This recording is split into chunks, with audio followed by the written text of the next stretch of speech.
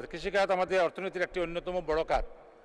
এই খাতের গুরুত্বগুলি করেই জাতির পিতা বঙ্গবন্ধু শেখ মুজিবুর রহমান বলেছিলেন, খাদ্যের জন্য অন্যের উপর নির্ভর করে চলবে না, আমাদের নিজেদের প্রয়োজনীয় খাদ্য আমাদেরকে উৎপাদন করতে হবে, কৃষকদেরকে বাঁচাতে হবে, উৎপাদন বাড়াতে হবে, তা না হলে বাংলাকে বাঁচাতে পারবো না।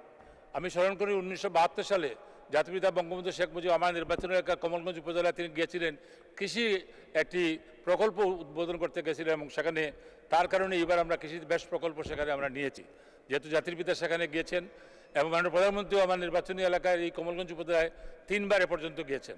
সেই হিসাবে আমরা এগুলোকে মাথায় রেখেই আমরা কর্মকাণ্ডকে এগিয়ে নিয়ে যাওয়ার চেষ্টা করছি। এখন জন্ম সনদ দিয়ে খোলো বিকাশ স্টুডেন্ট অ্যাকাউন্ট, নিজের বিকাশ নিজে কর।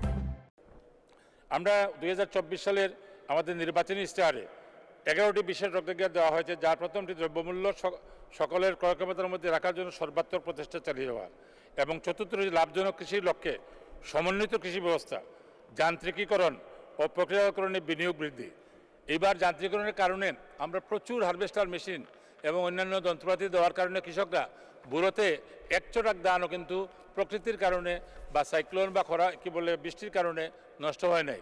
এটা মাননীয় প্রধানমন্ত্রী নিজেও বলেছেন যে এবার আমরা বুড়ো ফসল গড়ে তুলতে সক্ষম হয়েছি, তার একটি অবদান হচ্ছে আমাদের যান্ত্রিকীকরণ পদ্ধতি। এইভাবে আমরা আমাদের দেশের মানুষের, বিশেষ করে কৃষকদের আমরা সাহায্য করে যাচ্ছি।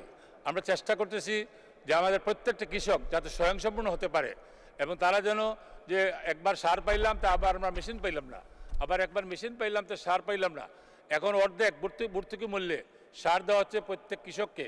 এবং যারা যখন যেখানে সার পাচ্ছে, সারের ডিলারদের ব্যাপারেও মাননীয় সংসদ যখনই সুপারিশ করেন যে কোনো ব্যক্তিকে সার ব্যবসা করার জন্য ডিলার নিয়োগ করা যায়, এটা আমরা বলে দিয়েছি যে মাননীয় সংসদ সদস্যরা যাদেরকে মনোনয়ন দিবেন বা সুপারিশ করবেন তাদেরকে কিন্তু সারের ডিলারশিপ দিতে হবে, কারণ একজন মাননীয় সংসদ বুঝতে পারেন যে এই এলাকায় কাকে দিয়ে এটা করলে সে লুকোচুরি করবে না বা আত্মসাৎ করবে না।